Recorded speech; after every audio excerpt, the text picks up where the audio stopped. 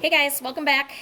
This second video is going to be how to shade your apple so that it looks more three-dimensional and realistic.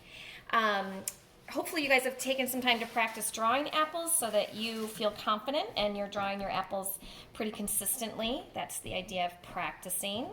So now that you've got an apple, I want you to choose one of your practice apples to practice your shading on.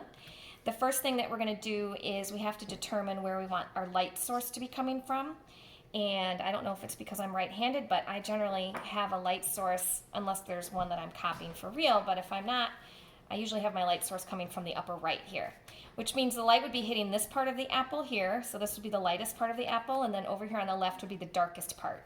So the first thing that you want to do is erase the side of your apple that the light is hitting. And that might sound weird, but why we're doing that is because we want the shading to give our shape form. We don't want it to be outlined because things in real life aren't outlined. So you really want the shading to be the thing that gives your apple its shape. So once you've done that, you're going to start shading. I am using drawing pencils, so I'm going to use a darker one like a 4B or a 6B. If you don't have a drawing pencil, just push down harder on your regular pencil to make it darker. And whenever you shade something that is spherical, so something that is round like an apple or any piece of fruit, or maybe it's a vase or anything that has a curved surface, you always do a C-shaped shading pattern. So instead of going straight across like this or straight up and down, you really instead are going to be doing more of a curved shading pattern. So I'm going to draw that C shape right here. That's kind of the pattern that you're looking for. So it's darkest over here on the left, and then as you move across the apple, it gets lighter. And when you start to shade, you want to just push down hard enough that you get a nice dark mark with your pencil. And then you can see I'm maintaining this sort of round shape.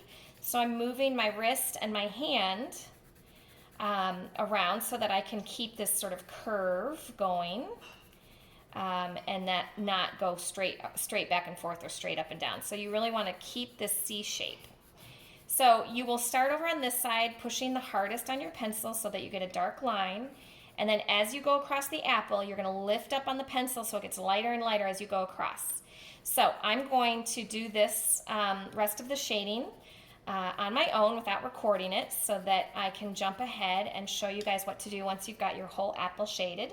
So go ahead and shade your whole apple, keeping it a round C shape like this, darkest on the left, lightest on the right, and then come back to the next video and I'll show you guys how to add highlights and also a shadow to the apple. Okay? See you in a bit.